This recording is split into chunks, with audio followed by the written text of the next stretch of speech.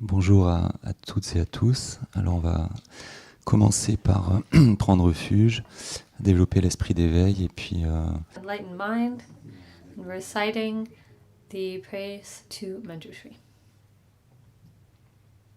Sangye Chötang Tsoki Chonam Chanchu Patu Dani Kyapsuchi Dagi Jinso Gipe Sanam Ki Tola Penshil Sangye Drupa Shu Sangye Chötang Tsoki Chonam Chanchu Patu Dani Kyapsuchi Dagi Jinso Gip Sanam Ki Tola Penshil Sangye Drupa Shu Sangye Chötang Tsoki Chonam Lo Chanchu Patu Dani Kyapsuchi Dagi Jinso Gipe Sanam Ki Tola Penshil Sangye Drupa Shu Chom dende champe yon la chak selu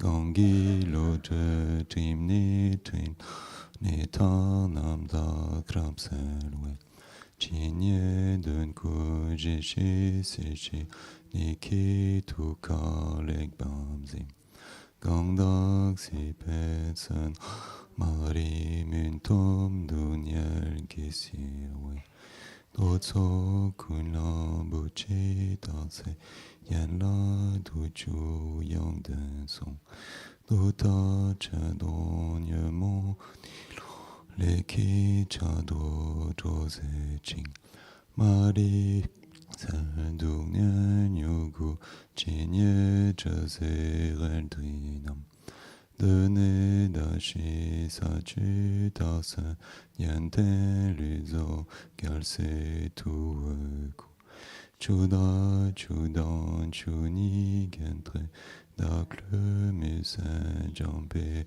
Yang la du Tseden ke ki kana beseki Dak le timu min parab sene Katan ten she shulu to payi Lo je popé non wa zel tout seul.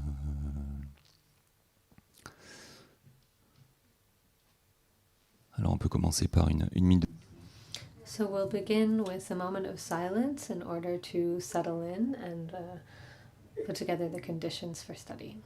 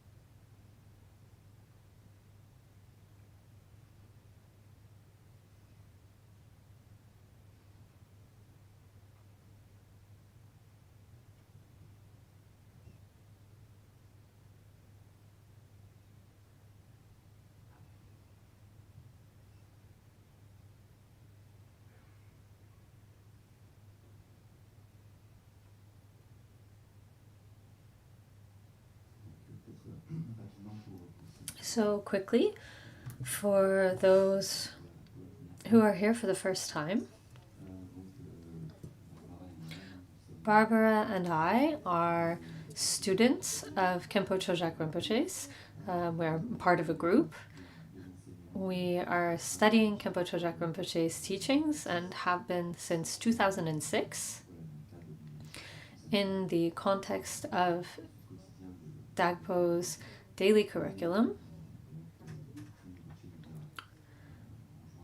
Jigme Rinpoche asked us to repeat the teachings that we have received because this allows us to integrate them better and at the same time allows for sharing with the people who come for Rinpoche's courses and also now within the public program to share what Khenpo Rinpoche transmitted to us, because it's extremely precious. All of these texts that he has shared allow for having a knowledge of the different subjects.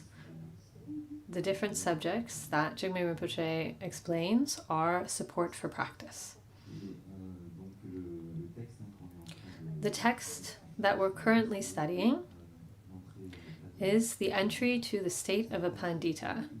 It was written by the first Mipham Rinpoche.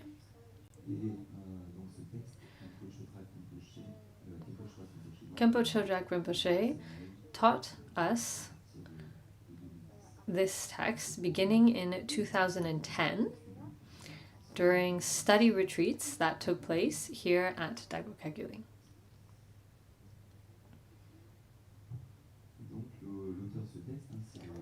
The author of this text is the first Mipham Rinpoche. He was a Tibetan Buddhist master who lived in the 19th century. He was a very accomplished scholar. He also had a high level of meditation practice. It is said that he had a high level of accomplishment in his meditation practice.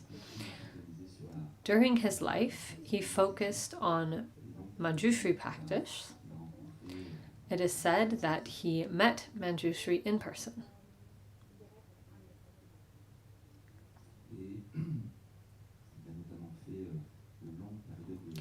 He also spent long periods of time in retreat, and following a 21-year retreat, he composed a large number of treatises based on the accomplishment of his practice.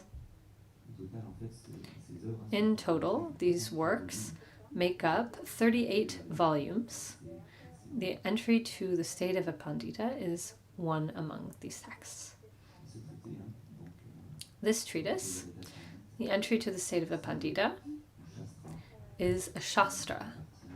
It belongs to the basket of the Abhidharma.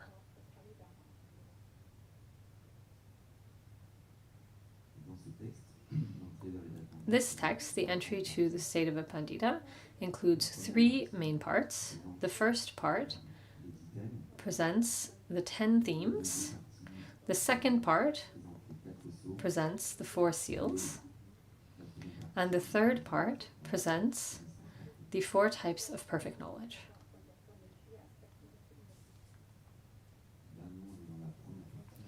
We're currently focusing on the first part, which presents the 10 themes. Concerning the 10 themes, the root text says that one who wishes to obtain discernment that determines without error the mode of being of knowable phenomena must train in the 10 modes of being to know in the way of a Pandita, such as they are taught in the sutras and the great treatises.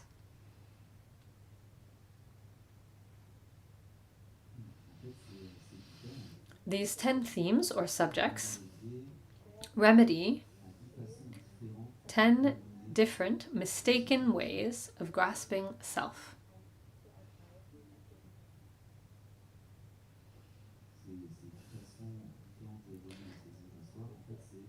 these 10 different ways, mistaken ways of grasping a self, are 10 different ways of imagining an identity.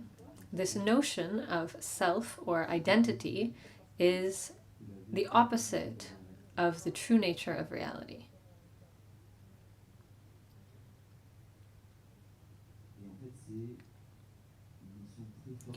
It's a very strong notion that persists throughout all of our lives.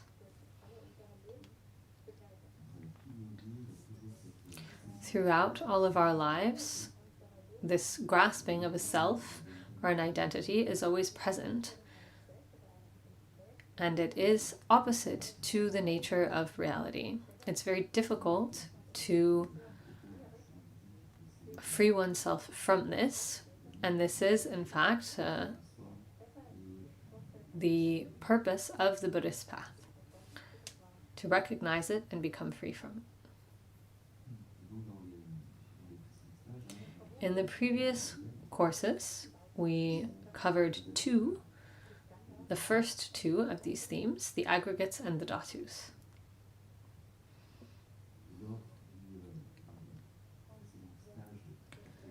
And during our most recent Clarity and Compassion course, which was during May, we started studying the third theme, which is called the Ayatanas.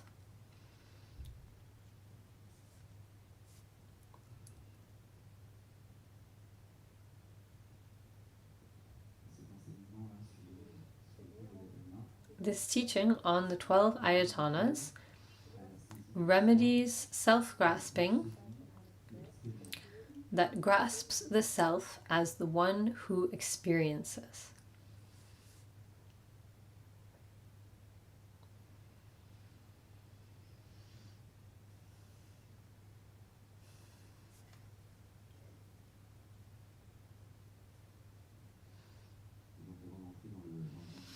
Before we jump into the subject itself, Ju Mipham Rinpoche always warns us about the various pitfalls of our ordinary samsaric way of functioning.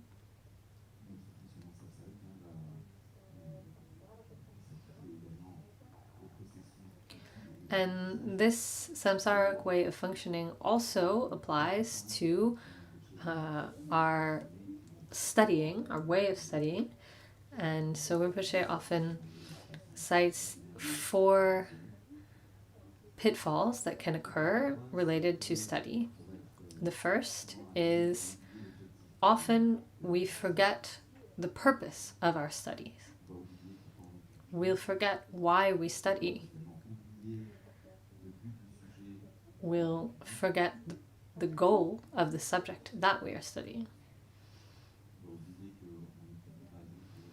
We'll forget that we are studying with the purpose of liberating ourselves from the notion of a self. We'll get carried away with all of the details of the text and somehow get lost in that.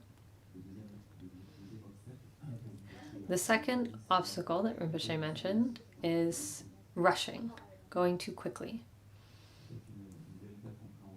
True understanding takes time. It's normal, it's natural that understanding and learning doesn't happen quickly. It's necessary to take time to go slowly and precisely. The third obstacle is discouragement. If we forget the goal, or if we go too quickly, we can get discouraged. We might think, oh, it's too difficult, it's too intellectual, and then we get discouraged. So that's something we can try to avoid. And in order to avoid this, we just need to remember that studying the Dharma requires patience and a bit of effort. It doesn't happen right away. It's necessary to put in effort and be patient.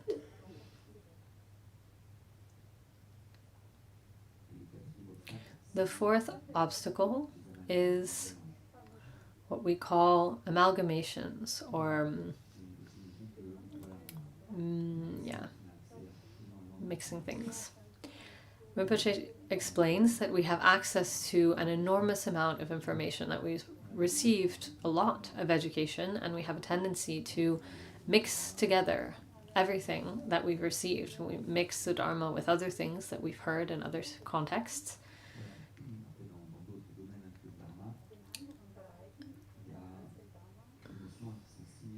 And in other contexts than the Dharma, there are notions that are similar to what we hear here, and not get confused or mix together the ideas. So within the context of our studies of the Dharma, it's likely that we will encounter these four obstacles, so it's important to keep them in mind so that we recognize them when they are present.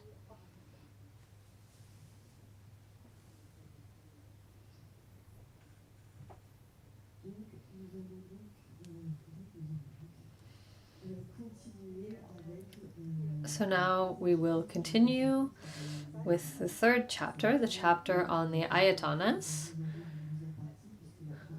We are continuing with the second part because the first part was presented during the Clarity and Compassion course in May. Just a quick reminder before we begin. We'll explain the meaning of the word Ayatana. It's a Sanskrit term which is kitche in Tibetan. Kit means to emerge, to appear or arise, and te means to deploy or unfold, develop. So what appears, emerges? Mind and the mental events. It appears based on conditions and then goes toward an object. Mind and mental events grasp an object, focus on an object. Following their appearance, then there is the development of knowledge of the object, which occurs. This is what this second part of the term, unfolding or developing, refers to. It refers to the process of knowledge where mind acquires knowledge of the object. What we saw is that first there is non-conceptual knowledge and then conceptual knowledge.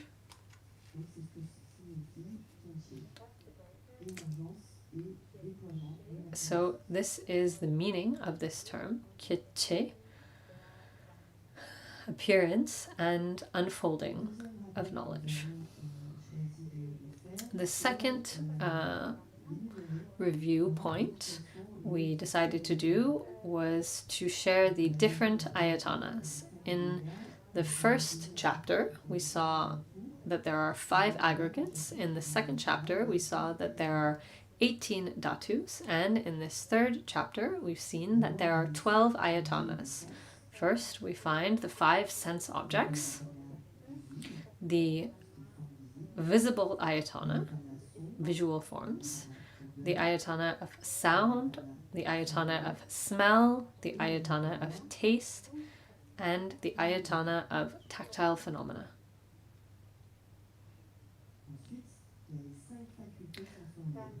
Then we find the 5 sense faculties, eye ayatana, tongue ayatana, nose ayatana, ear ayatana, and body ayatana.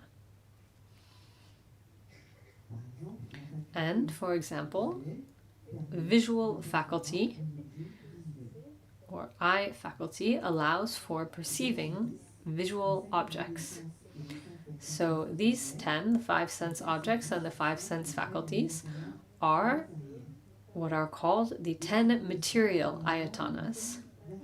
This corresponds also to the 10 material dhatus. These 10 are the same, whether we're speaking of the dhatus or the ayatanas.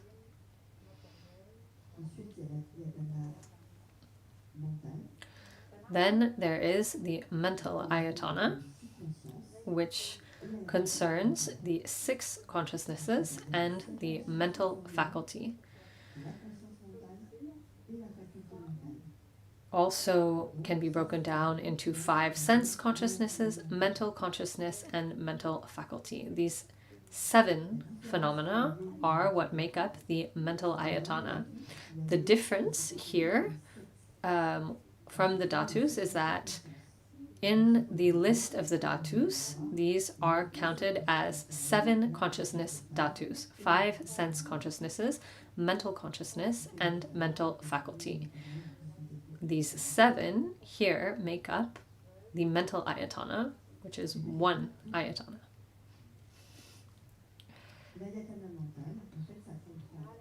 So again, mental ayatana is made up of the 5 sense consciousnesses, the mental consciousness, and mental faculty. So in this list of the ayatanas, this 1 ayatana, the mental ayatana, includes all of these, whereas in the categorization of the dhatus, they are listed separately. The 1 through 5 different sense consciousnesses, then the mental consciousness and the mental faculty. They are counted as 7 individual dhatus.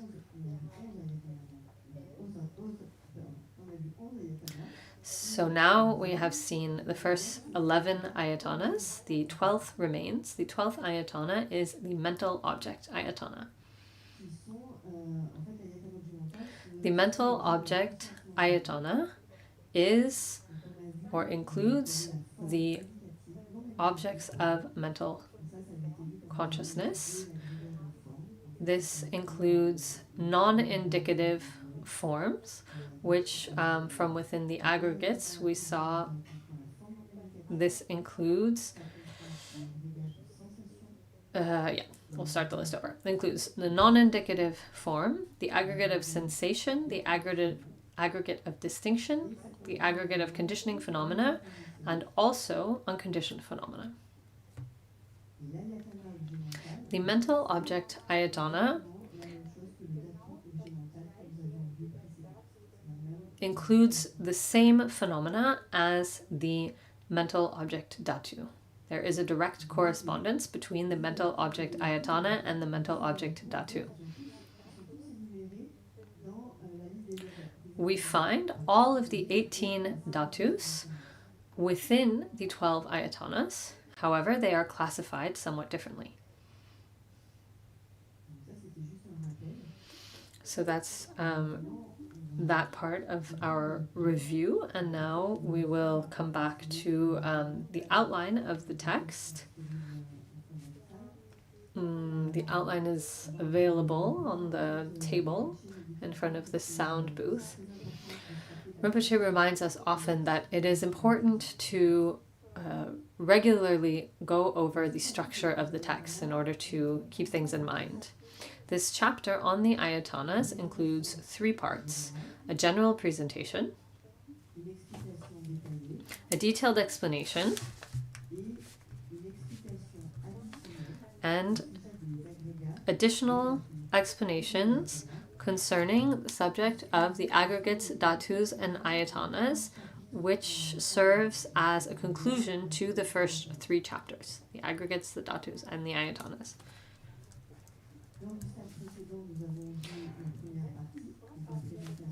In the previous course, we saw the first part, the general explanation, and now we are looking at the second part, the detailed explanation.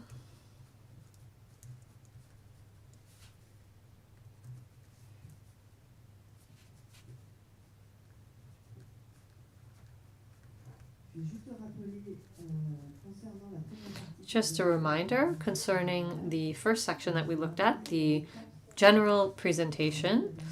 There were 4 subsections that we saw last time. We saw the identification of the 12 ayatanas.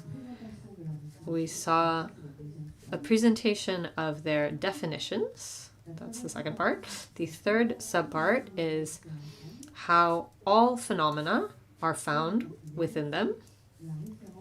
And the fourth is the reference to other classifications.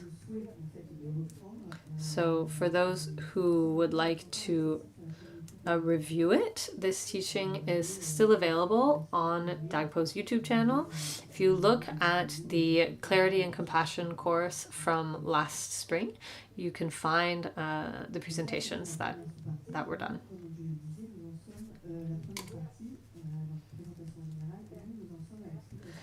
So that covers the general outline of the general presentation. Now we come to the detailed explanation, which is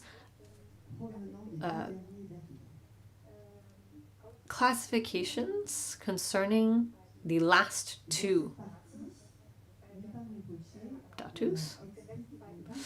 So Mipham Rinpoche explains in 12 points certain aspects of the Buddhist theory of knowledge. Buddhist theory of knowledge, you may have heard of Tsema, or the theory of valid knowledge or exact knowledge. In any case, Tsema in Tibetan, this Buddhist theory of knowledge describes different types of knowledge, their way of functioning, and how they know their objects. The goal of this theory is to show which types of knowledge are exact. In order to know which types of knowledge are exact, this explanation also describes inexact knowledge. In order to know something, we must also know its opposite.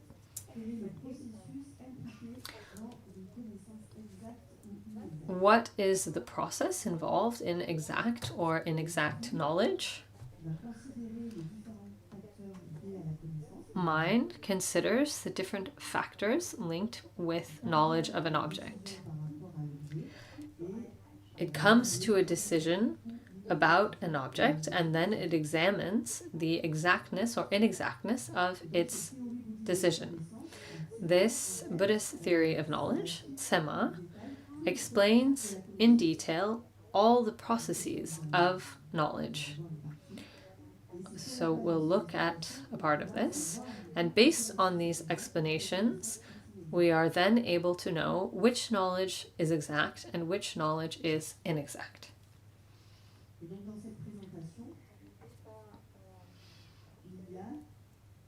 There are three subparts within this explanation. There is a general presentation, how mental consciousness creates designations. We also covered this part during the last course. Then there's the second part, which is a specific explanation, the enumeration of the most important designations. This is the part that we're currently about to begin. Then there is a third part, which is integration following these presentations.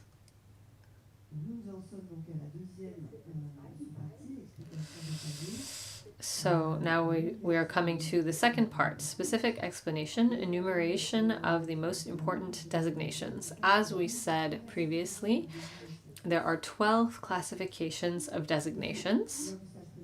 During the previous course, we went over the first 6. I'll just review these 6. You also can find it in the outline of the text. There is the conceptual and non-conceptual designation. There are differences between non-conceptual objects of non-conceptual knowledge and objects of conceptual knowledge. There is the designation of divisions and inclusions. There is a designation of genre and type.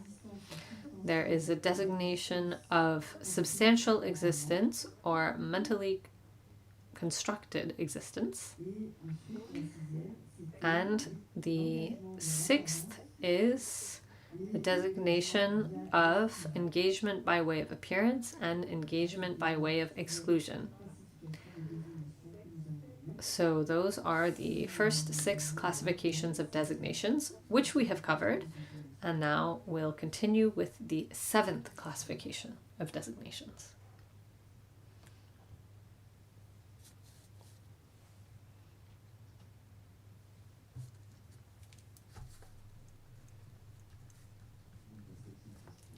The 7th classification, as you can see in the outline of the text, is called Object and What Possesses the Object.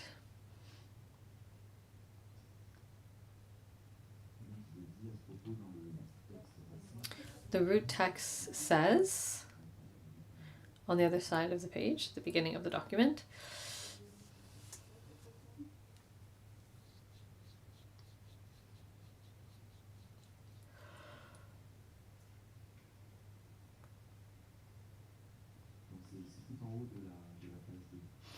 at the very top of page, nope. Also, this is the French document they're talking about, and I'm not entirely certain for the English one. Anyway, it's at the beginning, should be at the beginning of the text that we've given you for this course. The root text says, furthermore, what possesses the object, cognition, is of 4 types. Misunderstanding, mistaken understanding, doubt, and perfect knowledge.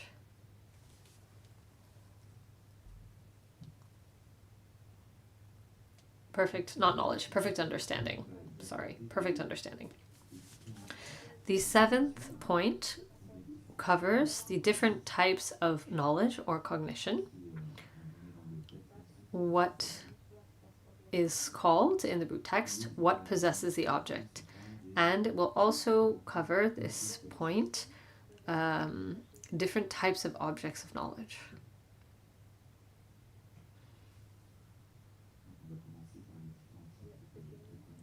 We'll begin with the different types of knowledge.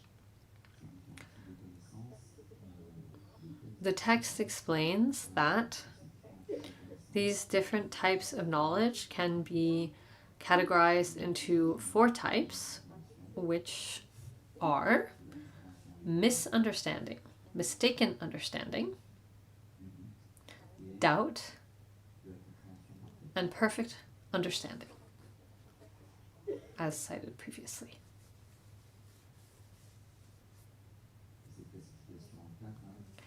This classification into 4 was established by Sakya Pandita, a great Tibetan Buddhist master.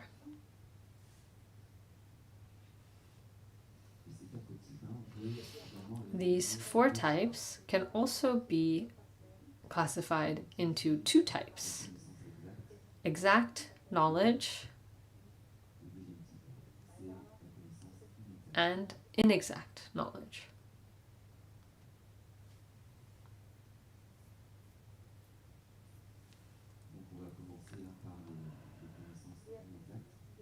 We'll begin with inexact knowledge.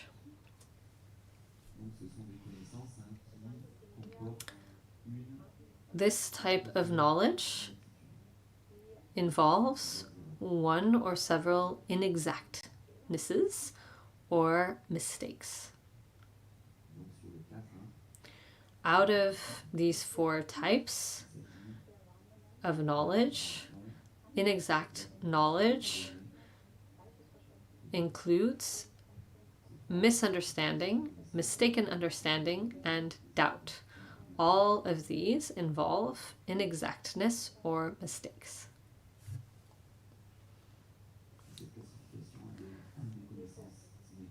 This classification of inexact knowledge also follows Sakya Pandita's point of view.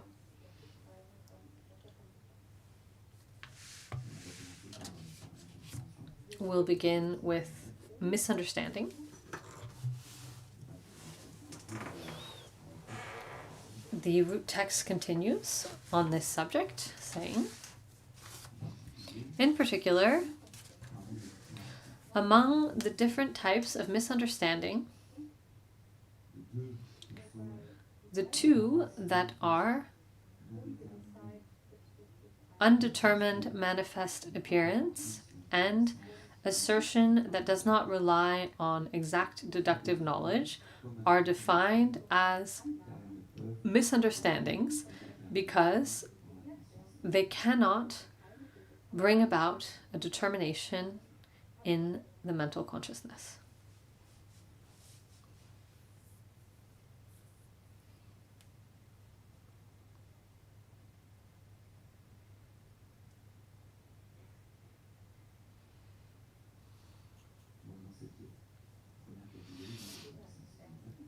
In the first category, misunderstanding, there is a first type, which is undetermined manifest appearance.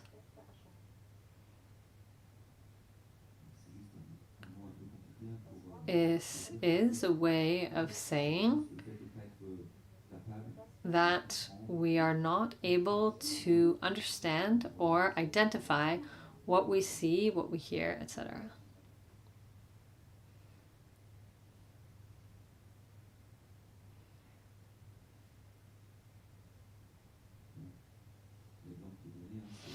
The example that's given is of a young child who goes into a temple with paintings on the walls, pictures of Buddhas, Yidams, etc. And this young child will see the various figures on the walls, but won't be capable of determining what they are. He won't be able to make sense of them. He, she, they.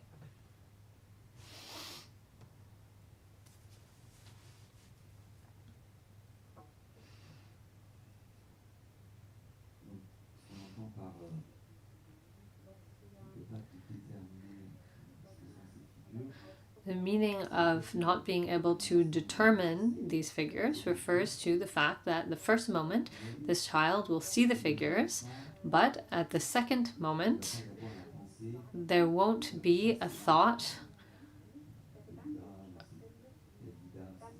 that this image is the Buddha, this is Manjushri,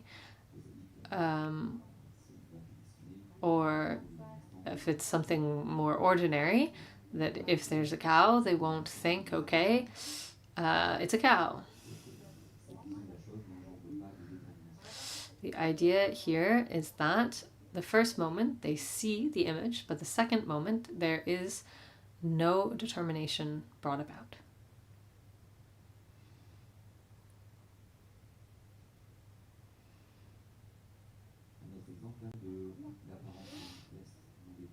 Another example of undetermined manifest appearance could be, for example, right now you are attentively listening to what is explained in order to understand it.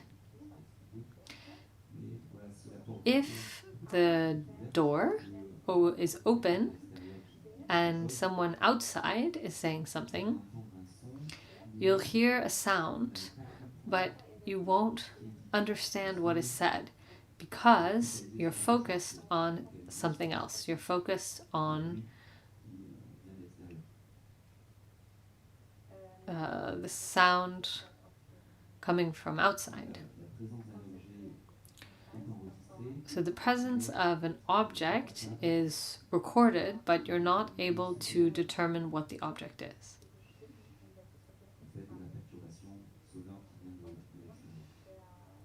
And in this case, due to the disturbance of the noise outside.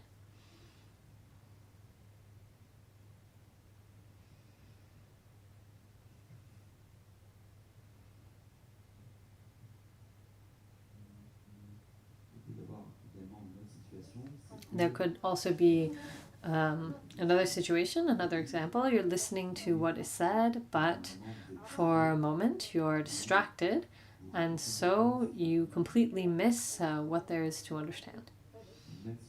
Even though the mind records the words that are said, the words are not understood. And so you won't remember what was said. Khenpo explained that there are many moments of knowledge in our minds that are like this. We have recorded something, but for various reasons, we are unable to determine what was said, seen, heard.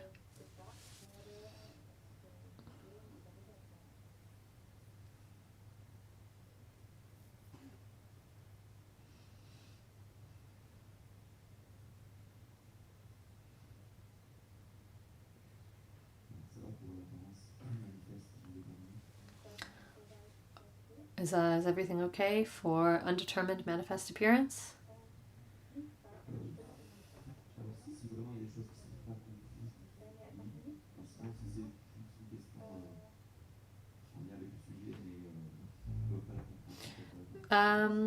Questions? Well, if it's really a question that prevents you from kind of moving forward with your understanding of the subject, then yes, we can take the time for a question. If it's something more general, then let's wait.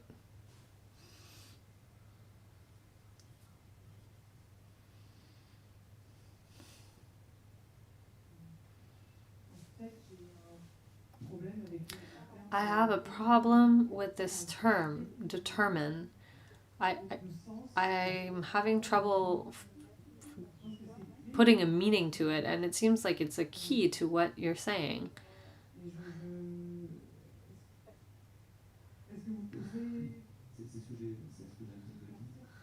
Can you clarify? Well, as I said before, determining an object is this saying, that's a cow, that's a Buddha, the thing that I'm seeing. And in this case, we see the thing, but we're unable to say what it is. So determining then is giving it a name.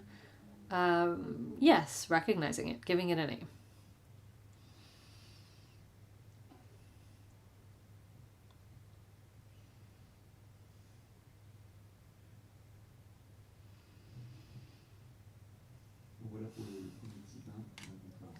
So that goes for the first type of misunderstanding. The second type, as the text tells us, the second type is assertion that does not rely on exact deductive knowledge.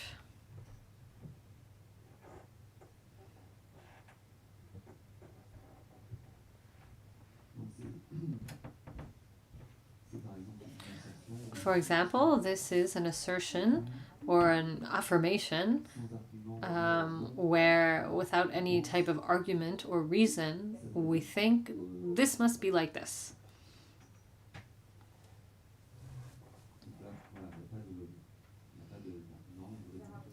There's no argument or particular reason, but we come to a decision about a subject. We think this must be like this. And based on this type of misunderstanding, many actions are accumulated.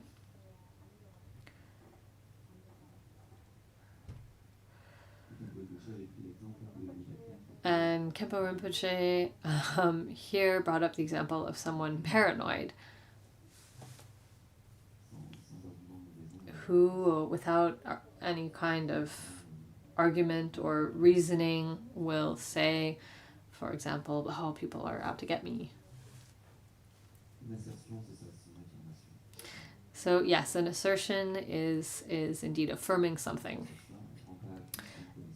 And this assertion does not rely on exact deductive knowledge. Further on, we'll see what exact deductive knowledge refers to.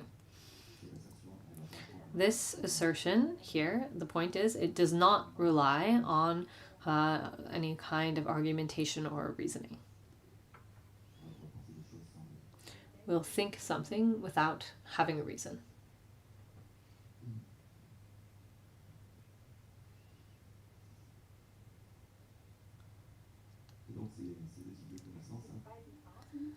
These two types of knowledge, undetermined manifest knowledge and assertion that does not rely on exact deductive knowledge, these are two types of misunderstanding. Why? Because these two types of knowledge, these two cognitions, evaluate and measure their object, but without really being capable of doing so.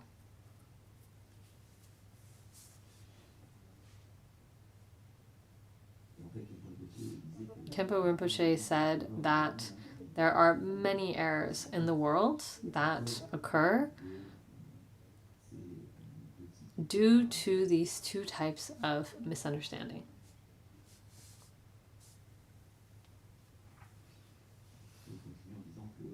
And then he continues by saying that this can also be true in Dharma practice, that if we're not careful and we base our practice on these two types of misunderstanding, then it's very difficult for the fruit of our practice to appear.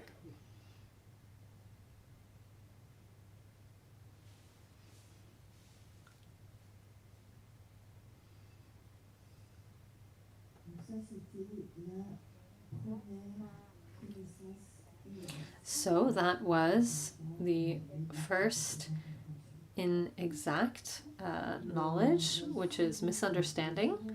And there were two types. Then the second type of inexact knowledge is mistaken understanding, which is lokpar tokpa in Tibetan. The root text says, mistaken understanding is incorrect grasping.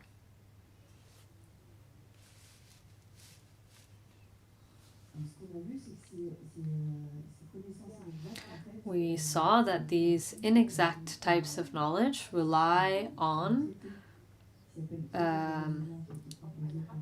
they come from a treatise, the Treasury of Reasoning, which was written by Sakya Pandita, where he says that mistaken understanding is cognition that determines that a thing is a certain way based on a mistaken reason.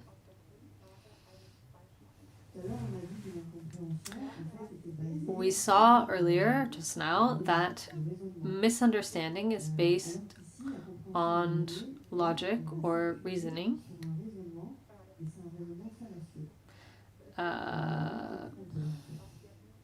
No, misunderstanding. Okay, fine. And here we'll see that mistaken understanding relies on a mistaken or wrong reasoning. We base ourselves. Misunderstanding, the previous type of inexact knowledge, is not based on logic and reasoning. In this case, mistaken understanding is based on logic and reasoning, but an incorrect one. The example that's given is that of holy war. So in the modern day, there are people who affirm that suicide attacks are justified by the Quran. Many Muslims say that this affirmation is not found in the Quran and is not part of the Muslim faith. And if this affirmation is not part of the Quran, then suicide attacks in the name of the religion are based on mistaken reasoning, because according to the Quran, it is not something that can be justified. Khenpo Rinpoche explains that mistaken understanding can be extremely powerful. Very often, the leaders of these groups are educated people who know without a doubt that suicide attacks are not part of the Quran, or its teachings. However, because they wish to become powerful leaders, they lay out this doctrine in order to influence other Muslims who don't have as much knowledge of the Quran's contents. They teach them that if they carry out a suicide attack, then they participate in a holy war and they will be reborn in a paradise filled with virgins. Those who listen wind up believing this, and they come to the mistaken conclusion that this is true and that things will really occur in this manner once they die. This mistaken understanding is based on afflictive obscurations. In this case, based on desire. The desire to be able to meet these virgins who await them in paradise. And this is why they adopt this belief. As was said earlier, these mistaken understandings are very powerful because there are people who are ready to sacrifice their lives with this goal.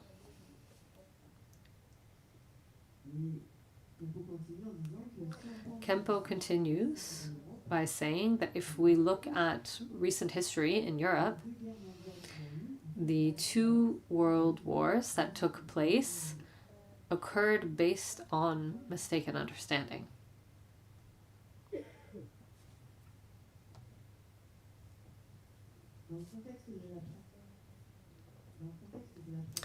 In the context of Dharma practice, someone whose practice is based on mistaken understanding will not only not realize the result of the Buddhist path, but they can even lose their confidence in the Buddha, the Dharma, etc. Such a person may lose their confidence in the law of cause and effect. And therefore, if we go in the direction of error, mistakes, there are numerous negative consequences.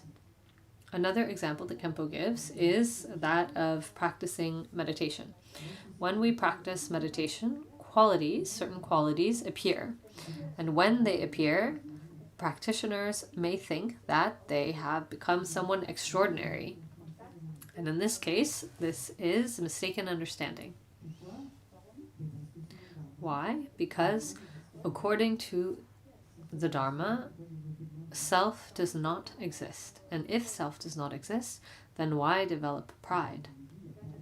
If there is no individual, then there's no reason to develop pride. So thinking that we are someone special or extraordinary is mistaken understanding. Because, in this case, mind is still operating based on the idea of a truly existing individual.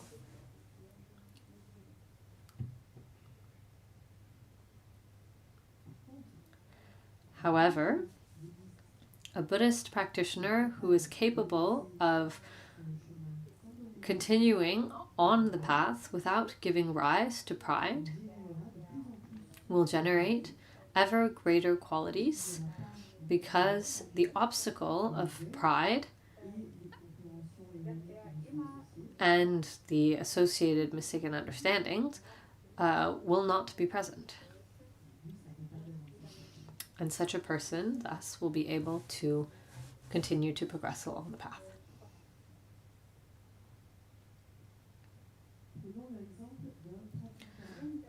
Now let's consider the example of a Buddhist practitioner who meditates on compassion.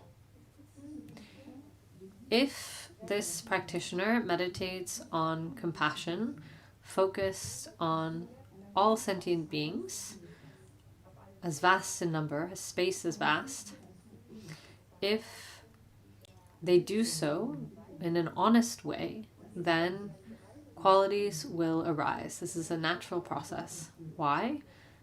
Because compassion is a quality of mind's true nature. And naturally, compassion will arise within this person. If the practitioner, due to the qualities that arise, begins to see themselves as someone who is special, who is better than others, as a bodhisattva, then the development of compassion will stop.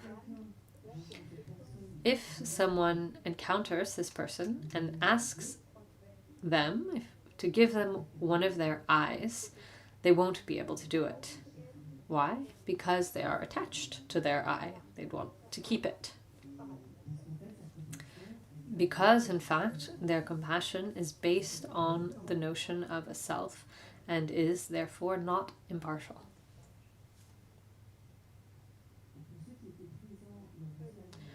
For those who were present during the spring course, we told the story of a debate between Aryadeva and Ashvaghosha. Aryadeva was one of Nagarjuna's disciples, and Ashvaghosha was previously a Hindu master. They debated together, and Aryadeva lost. As was the custom at the time.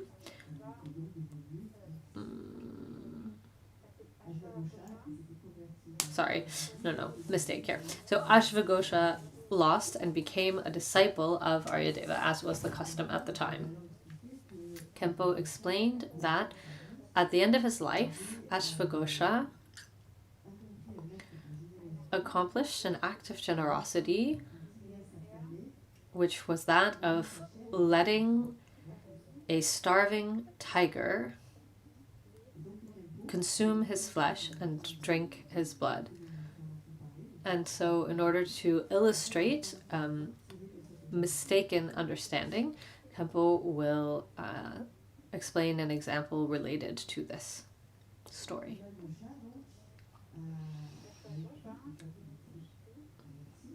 So following his conversion to Buddhism, Ashvaghosha wrote fairly extensively about the Buddha's different lives prior to becoming Buddha Shakyamuni during his time as a bodhisattva. During his previous lives, he was born as a king and was known as the Prince of Great Courage. This Prince of Great Courage had done the same thing as Ashvaghosha. He gave his flesh and blood to a starving tiger. The place where he did this is called Namo Buddha. It is in current-day Nepal, close to Kathmandu, outside of the city.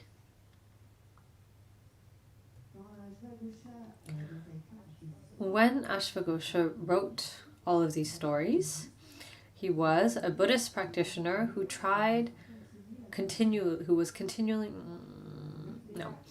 was constantly trying to generate compassion for all beings. And he, at the time when he was writing this story, he said to himself, I can do that too. It's not so hard. He was living at Nalanda at that time, and one day he went for a walk in the forest outside of the monastic center. At that time, there were many tigers in the forest. He ran into a tigress with her cubs. And as the Prince of Great Courage had done previously, he thought, I will give my flesh and blood in an act of generosity. At the time, Ashvaghosha was on one of the levels of the path of junction. So he came close to the tiger, who had not yet noticed him, and then he stopped and he thought, in fact, I can't do that.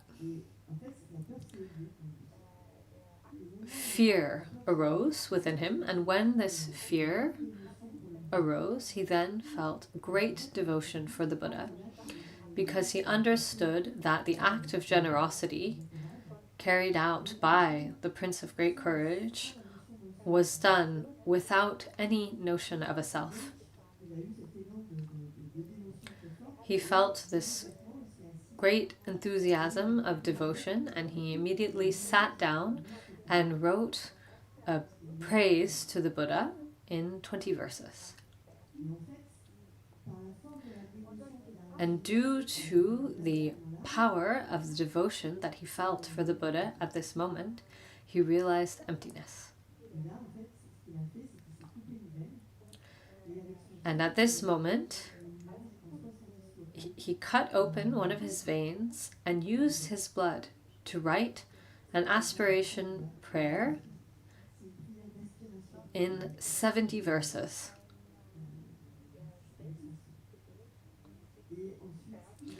And then he gave his flesh and blood to the tigress.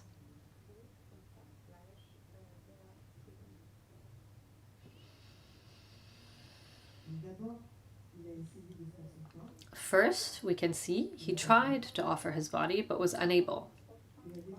Then, devotion arose and he realized emptiness. Then he was able to do so.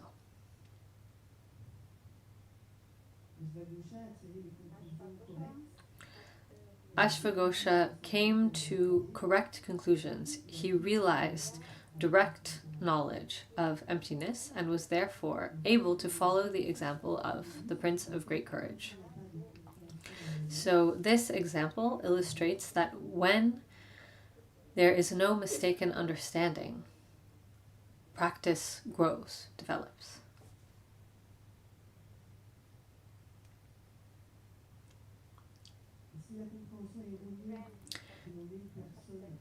If the mistaken understanding that we are a real person is present, then other mistaken understandings will appear, such as pride. And in this case, no progress on the path will be possible. And once there is mistaken understanding, then others arise based on this, and then another, so on and so forth. And this is how mistaken understanding occurs, because there is not correct evaluation of the object. This mistaken understanding is truly an obstacle to progress on the path, because the knowledge of the object that is present is completely false.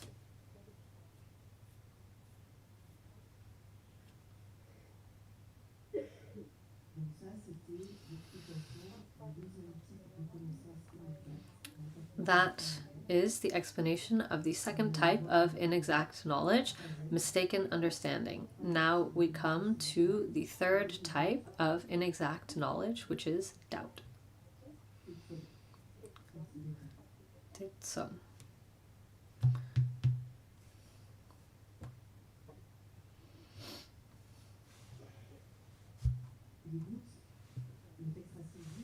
The root text says, doubt is being split and being unable to choose. We already talked about doubt when we studied the mental events in the chapter on the aggregates. We saw this in the aggregate of conditioning phenomena, the mental events.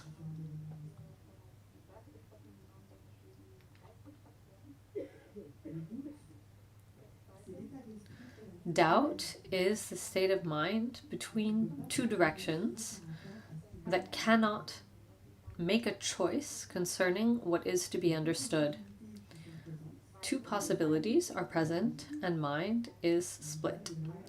It goes from one to the other. Maybe it's like this, maybe it's like that.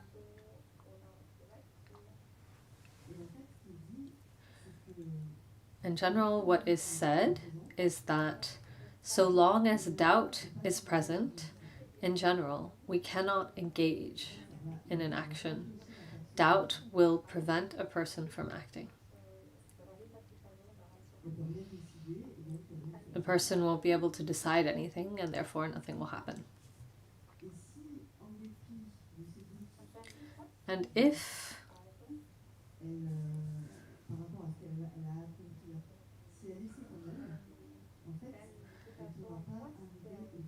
a person decides to act despite the doubt, they won't be able to bring things to a conclusion.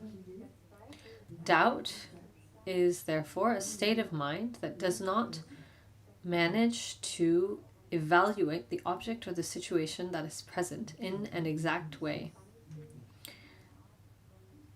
Thus, it is a type of inexact knowledge.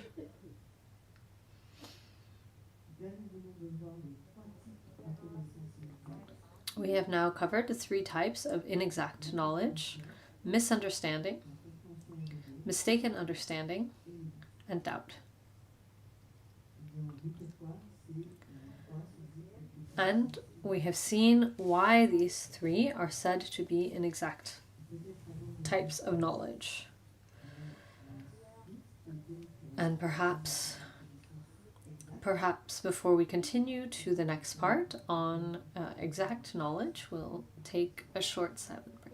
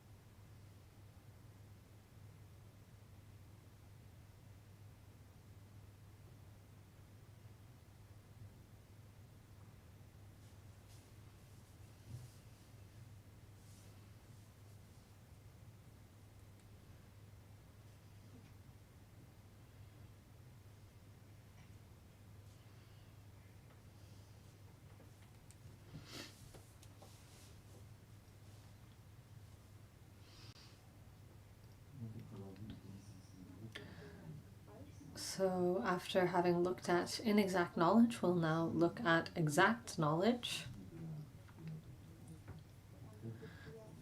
This concerns perfect understanding, as was stated in the root text.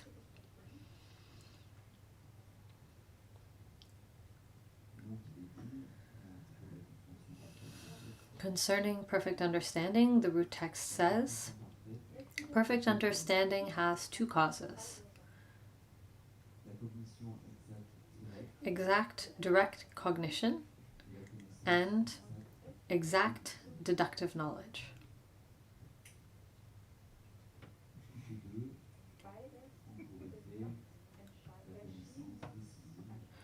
Both have the effect of decisive knowledge, determined knowledge. Perfect knowledge has two causes.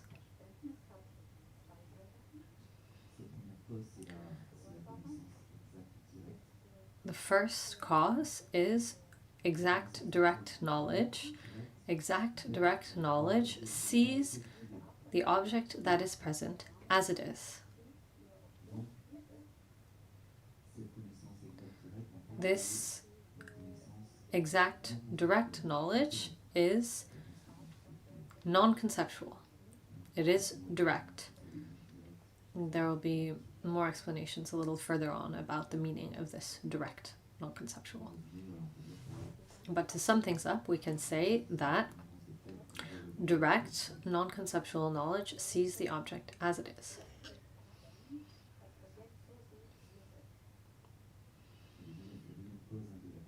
The second cause of perfect understanding is exact deductive knowledge.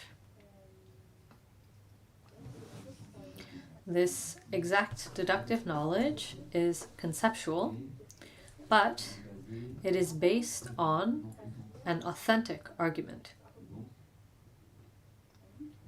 and therefore makes no mistake concerning the object that is present.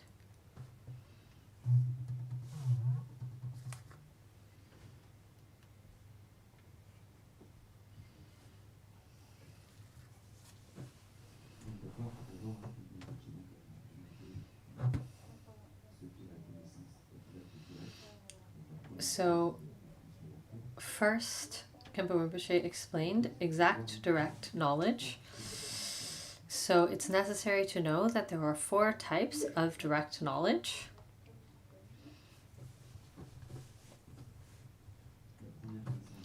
The first type of direct knowledge is sense knowledge, sensory knowledge.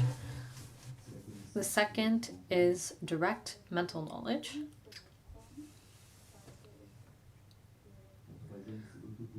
The third is self-knowing knowledge.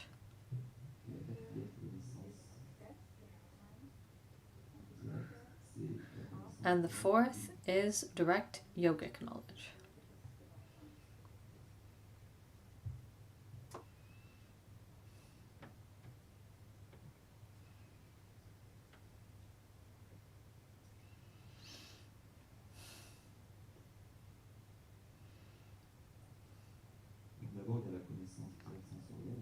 So first we have direct sensory knowledge. This direct sensory knowledge is 5-fold.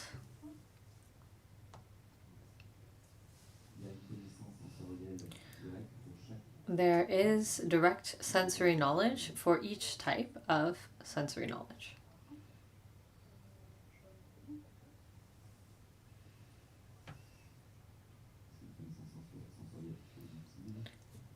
Sensory knowledge that is visual, auditory, olfactive, gustatory, and tactile.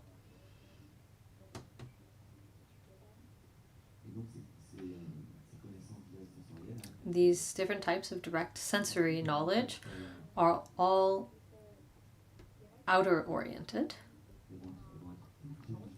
They are all directed toward an object that appears to exist in the outer world.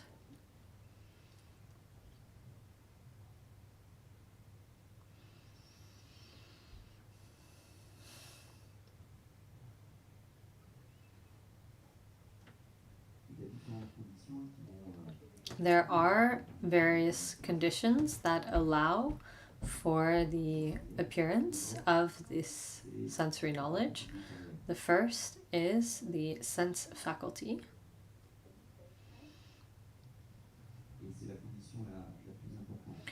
This is the most important condition. Without a healthy faculty, exact knowledge by way of sense faculty cannot occur.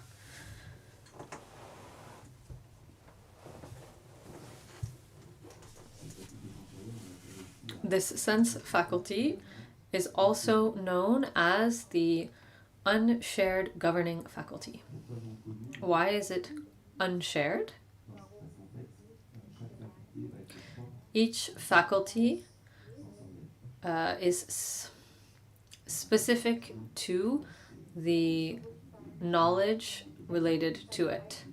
Visual knowledge relies on visual faculty. It cannot rely on auditory faculty. Each faculty is specific to each type of consciousness.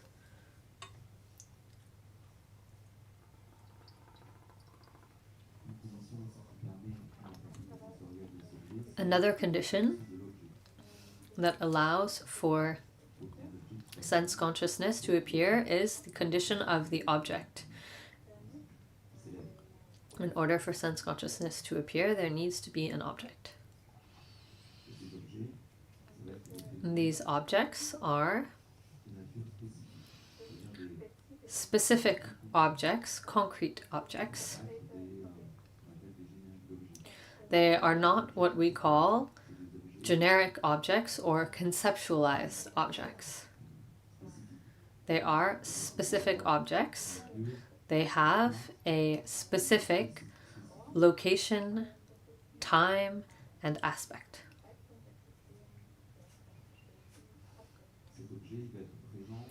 The object will be present in a specific location.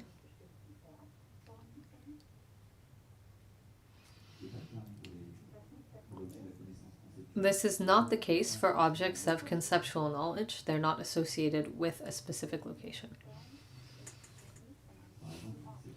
For example, this bottle in front of me is a specific bottle. It is known by my visual consciousness. This bottle is in a specific location, here on the table. Whereas if I think of a bottle in general, then this is a generic object, a generalization. We could also say this generalization of a bottle or a generic object, it is not associated with any specific location.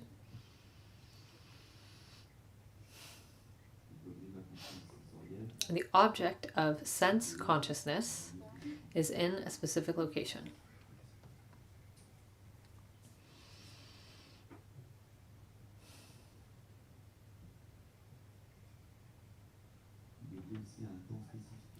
It's also connected to a specific time. What this means is that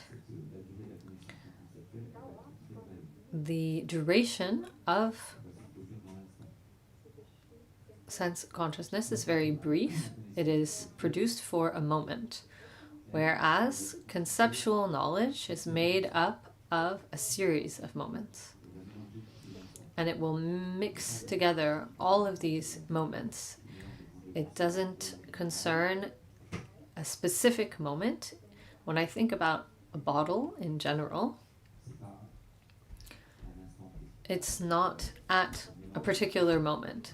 It covers a range of moments, whereas the specific object of the bottle is known at a specific time.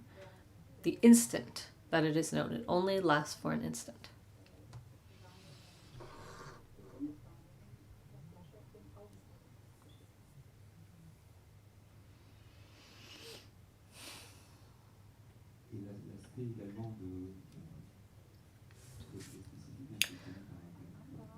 Likewise, the aspect of the object that is known by sense consciousness, this aspect is likewise specific. It will not be mixed with the aspect of the object of the preceding moment or the subsequent moment. For example, concerning the bottle here, the aspect of the object that appears to my visual consciousness is the aspect of the object at this moment that is present to consciousness. This is not the case for conceptual knowledge. When I think about a bottle, different aspects of the generic object are mixed together. In the case of conceptual knowledge, the aspects of the preceding moment and subsequent moment are mixed together. Sensory knowledge does not do this. The aspect of the object of sense knowledge is not mixed. Sense consciousness sees just what is there in each moment.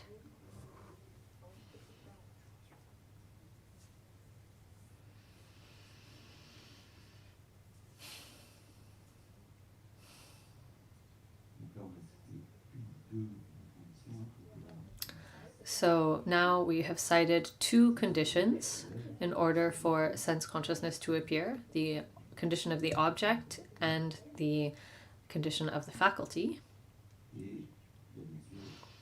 Of course, there are other conditions, which are the causal condition. This refers to consciousness, and the immediately preceding condition, which is the previous moment of consciousness that has ceased. Of course, consciousness is necessary in order for sense consciousness to appear, and likewise, it is necessary for the previous moment of consciousness to have ceased in order for a moment of consciousness to arise that knows something else. If moments of consciousness did not cease, then we would always be with a single consciousness.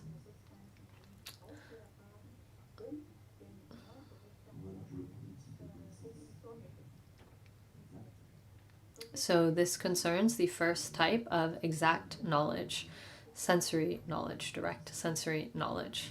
We'll go over the other types of direct knowledge tomorrow. We have a couple of minutes for questions if you have them.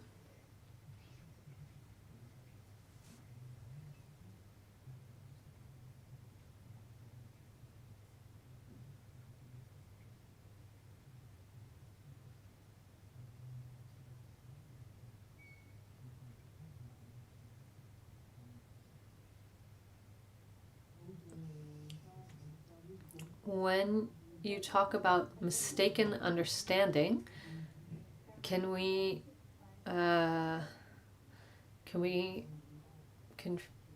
confuse that with a view, or is there something?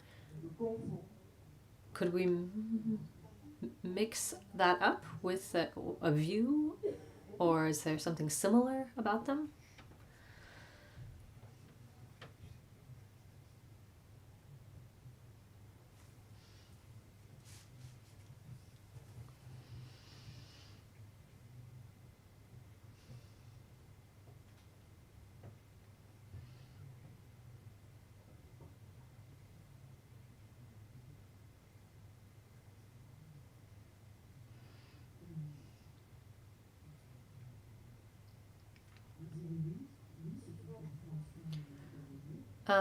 Yes, it is mistaken understanding.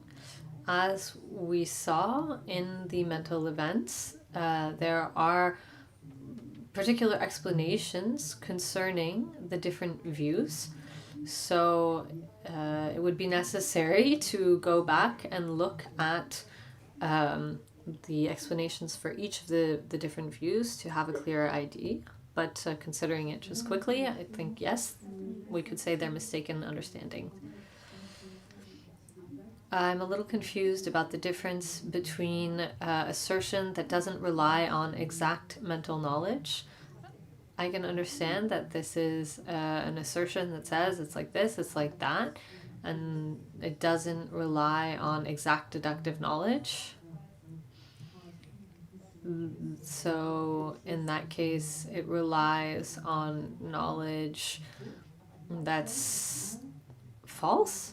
But I'm confused about the difference between that and mistaken understanding, because it says that it determines that something is like this or like that by referring to a mistaken reason. It sounds to me like it's the same thing. I don't really understand the difference. Can you clear that up? What I understand is that in the first case, it's a hypothesis. There's not a reasoning or an argument. Whereas for mistaken understanding, there are arguments given, but they're false. But in the first case, we're just going with the idea that this is like this, but without any reason. That's just what we think it is.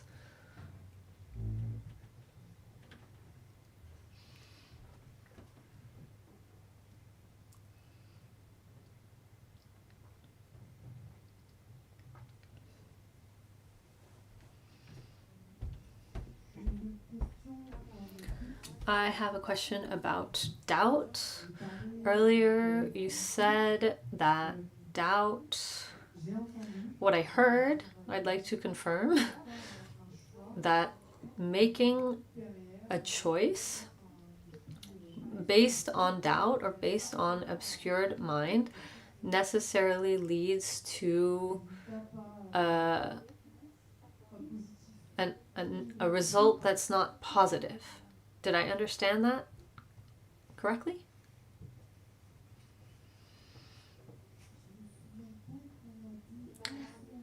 I don't recall saying at this moment that it would lead to a result that's not positive. However, what is said is that when doubt is present, either we cannot act, and if we do try to act, we won't be able to bring the action to its conclusion. I don't think that it was said that the action itself will lead to something negative.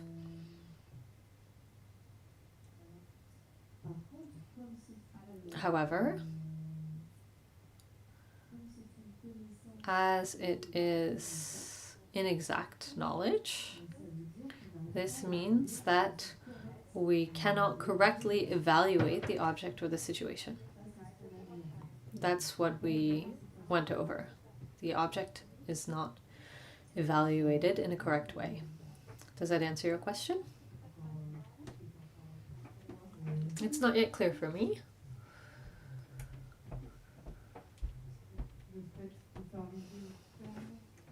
Maybe it's not being able to conclude. Maybe it's not being able to conclude something that's not clear for me.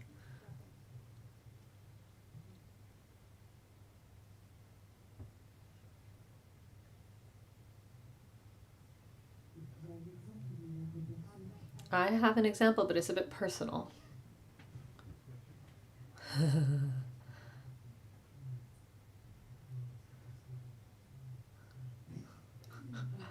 For example, if I look, I'm not yet convinced that samsara is suffering. I still have doubts about that. I think I still maintain some hope that I'll find happiness in samsara. And due to this doubt, I try to engage in virtue in different actions, practice, but it's a little bit like it's not neither done nor to be done. It's sort of more in between, because this doubt persists. I'm doing things, I'm trying things, but I can't really go all the way. And I think the day that I'm really convinced, I'll go all the way. I'll fully commit to Dharma practice, to study. But so long as this doubt persists, there's this in between. So I'm, trying things, but I'm not going all the way. I'm not sure if that helps to understand.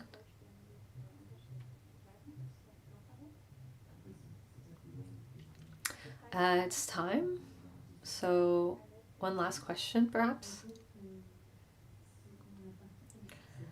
Concerning the part about exact knowledge, concerning the condition of the object, there's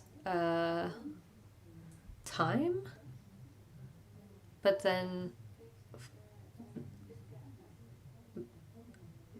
there's place, time, and form, but concerning the object, it has a specific nature. So concretely, there's the place and the time. But what about the shape? Shape is not involved. In fact, that's what we call aspect. What appears to sensory knowledge. What you call shape, I think, refers to aspect. But the aspect, yes, the aspect is specific. It won't be mixed with other aspects. And then also concerning an earlier question, concerning inexact knowledge, isn't it ignorance as opposed to mistaken understanding? It seems like there's maybe some kind of short circuit in the mind. It seems like mistaken understanding is more like ignorance. Misunderstanding is among the types of inexact knowledge. But in the two different types of misunderstanding, it seems like the second one is more related to ignorance as opposed to mistaken understanding. It could be ignorance, but it's not exactly ignorance, more like a short circuit in the mind, maybe something else. I mean, that's like related to paranoia. I couldn't say much more, but it seems like it's a more elaborate type of ignorance.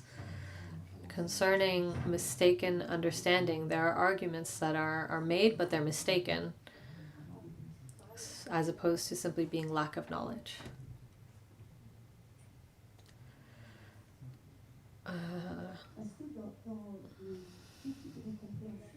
In the two types of misunderstanding, a person may be able to understand. They could open up.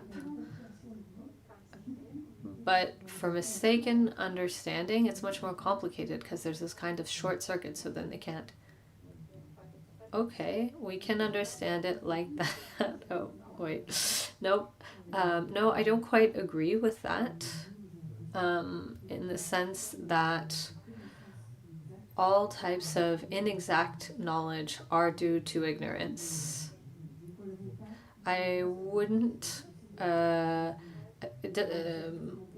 use ignorance to describe only part of inexact knowledge. Furthermore, in the aggregates, there is a specific description, definition concerning ignorance. I think it's important to come back to that.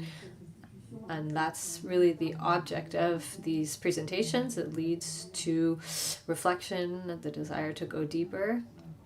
It's natural. We often want to link to the things that we've seen previously, but it is necessary to always come back to the specific definitions, which are quite precise, and remember that and stick to that. See you tomorrow.